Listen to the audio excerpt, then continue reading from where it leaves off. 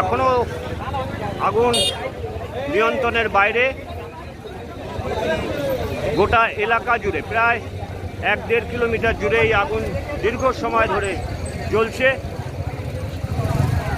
নিয়ন্ত্রণের বাইরে এই আগুন নিয়ন্ত্রণ করা অসম্ভব ব্যাপার।